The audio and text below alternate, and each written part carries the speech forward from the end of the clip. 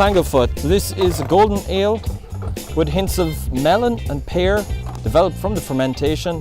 So it's a light amber copper colour. Should be crisp sweet with nice spicy overtones. Good colour, very clear. It's quite malty. It's more hop in the nose for me. The flavour's malt, and there's a little bit of the usual, a little bit of the spiciness. To be honest, I don't get that much hops in the nose. Yeah, it's very floral. For me, like the hops are very floral. It's not like going to stand out like the citrus American hops. It's quite delicate in its aroma. It's sort of reminiscent of honey a little bit for me, letting the malt speak for itself. I like that there's this sort of subtle dryness that just hangs on the entire time, and it brings it into quite a refreshing character for me anyway.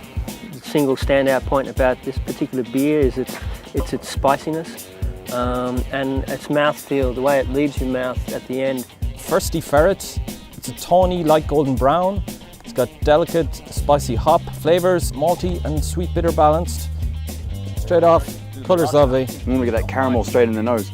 It's very different from the first one. Like again, it's really subtle, but it's really different from the first one. So when you're picking it apart, it's quite difficult to get everything. There's a lot of layers to it. Yeah, it's that sort of next level between pale and amber ale. It's the next extra bit of caramel and crystal malt in there to give you that good biscuity, bready sweetness in there. It's really nice. I get a hint of oiliness, butterscotch. You're referring to diacetyl? No, it's more when you get these combined, some of these things combined together that gives you a sense of nuttiness. The aroma is quite similar. I mean, the differences are subtle, they are there. It's not as balanced as the last one. This one's a little sweeter. It's not as bitter or dry as the other one that we just had. There's some spiciness going on. It's a bit floral, it's a bit herbal. Hopping here is trice hop with 3 separate hop types, so aromatic goldings, cascade, and first gold. So first gold is used for the bitterness, and the goldings in cascade for citrus, grapefruit and floral aroma. This one is really completely different. It's got the same aroma, the ones we've tried before, plus some grapefruity, citrusy notes from the cascade. That cascade hops comes straight up at the start, and then it's right at the start, and then as you swallow it, it's a different flavour again that comes in, yeah. It's nice, crisp, refreshing. If you went to like an American craft beer bar and they served this to you, what would you think of it there?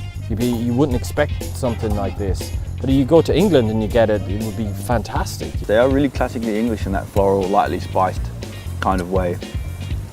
With bitterness that's just there, noticeable, well balanced. Nothing is over the top, nothing's really missing. Great session beers. Really good stuff. First Gold, classic county ale from Dorset using First Gold hops, which are dwarf hops. So it's a dark amber ruby brown ale, orange zest and spicy hop notes. It seems to be an undercurrent of very similar hops throughout all the beers, so that must be these goldings. There's some sourness to it. I get a slight, maybe that's what you mean, a metallic aftertaste. I think it's something to do with the malts that are in there. I couldn't call exactly what it is. The smell is like quite floral, herbal. But then when you taste it, it just lacked something for me. I was expecting a bit more. The flavours there, the balance between the bitterness and the sweetness, I think is quite fine. The aroma, it doesn't overly grab me. Poacher's Choice, the rich smooth brew, softly scented with dark licorice and fruity damson aroma. It's fucking wicked! That's really sweet in the smell.